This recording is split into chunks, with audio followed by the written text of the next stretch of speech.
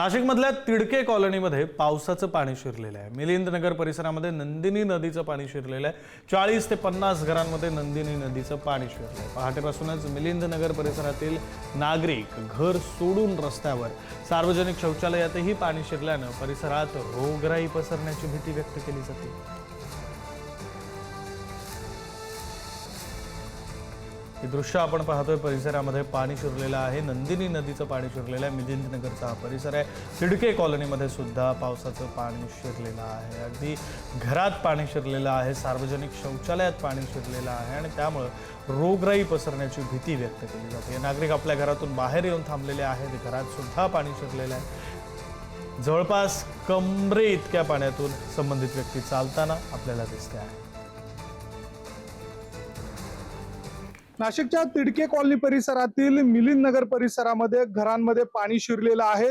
नंदिनी नदी काठचा हा संपूर्ण परिसर आहे आणि याच ठिकाणी जर बघितलं तर नंदिनी नदीनं धोक्याची पातळी ओलांडलेली आहे। पूल सुद्धा पाण्याखाली गेलेला आहे। नवीन नाशिक आणि नाशिक या दोन भागांना जोडणारा हा मध्यवर्ती भागातला पूल आहे, बाजीराव नगर परिसरातला, तो सुद्धा पाण्याखाली गेलेला आहे आणि परिणामी जर बघितलं तर नंदिनी नदी ही दुथडी भरून वाहत असताना या ठिकाणी बाजूलाच असलेला मिलिंद नगर जो परिसर आहे त्या ठिकाणी असलेली संपूर्ण घरं पाण्याखाली गेलेली आहेत। घरांमध्ये पाणी शिरलेलं आहे। नागरिकांमध्ये संताप आहे। अशा सगळ्या परिस्थितीमध्ये आता घरामध्ये पाणी शिरल्यामुळे सकाळपासूनच बेचैन झालेले हे सगळे नागरिक रस्त्यावर उतरलेले आहेत आणि अशा सगळ्या परिस्थितीमध्ये या ठिकाणी स्थानिक लोकप्रतिनिधी असलेले या ठिकाणी येऊन पाहणी करताय। त्यांच्या माध्यमातून या संपूर्ण परिस्थितीचा आढावा घेतला जातोय। रंजन ठाकरे राष्ट्रवादीचे नेते आपल्या सोबत आहे। काय नेमकी परिस्थिती आहे? सत्ताधारी पक्षातले तुम्ही आहात, पालिका प्रशासन इकडे फिरकायला तयार नाहीये, संताप नागरिक व्यक्त करताय। तो खरंच संतापजनक परिस्थिती आहे, कारण नंदिनी नदी ही धोक्याच्या पातळीपेक्षा फार उंच वाहते आहे। आपण बघताय की रौद्र रूप त्या ठिकाणी नंदिनी नदीने धारण केलंय आणि इथे एका ब्रिजचं जे काही पुलाचं काम सुरू होतं त्या कामामध्ये एक रिटेनिंग वॉल जी आहे ती त्या कॉन्ट्रॅक्टरनी त्याच्या कामासाठी तोडली आणि त्यामुळेच खरं तर हे पाणी आतमध्ये या ठिकाणी या पूर्ण वस्तीमध्ये आलेलं आहे।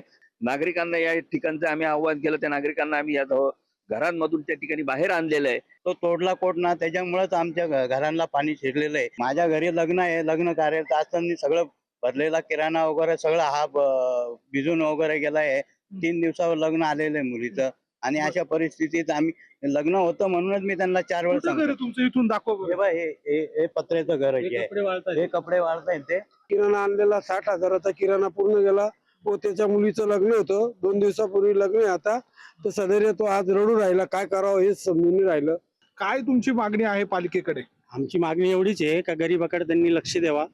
वेळेवेळेवर आम्ही जर फोन करतो फोन उचलत नाही आणि जेव्हा ते मतं घ्यायला येतात तेव्हा प्रत्येकाच्या दारात पाया पडतात। ती भीती पाणी शिरलं हे रात्री 12 वाजे, आता सकाळी 4 नंतर पाणी घुसले, पाणी वाढलंय। कंटिन्यू पाऊस चालू होता रात्री 12 नंतर, तर आतापर्यंत पाऊस चालू आहे। व्हिडिओ जर्नलिस्ट मयूर पारखेसह मी किरण ताजने, पुढारी न्यूज, नाशिक।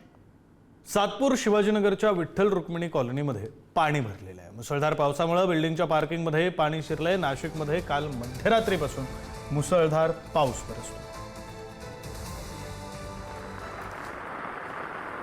सातपूर शिवाजीनगरच्या विठ्ठल रुक्मिणी कॉलनीमध्ये पाणी भरलेलं आहे। नाशिकमधले हे दृश्य आहेत। नाशिकमध्ये मध्यरात्रीपासून प्रचंड पाऊस बरसतो। सातपूर शिवाजीनगरच्या विठ्ठल रुक्मिणी कॉलनीमध्ये पाणी मुसळधार पावसामुळे बिल्डिंगच्या पार्किंगमध्ये पाणी शिरलेलं आहे आणि त्याची हे दृश्य आपण पाहतो। खरं तर रस्ता दिसत नाहीये अशी हे दृश्य आहे।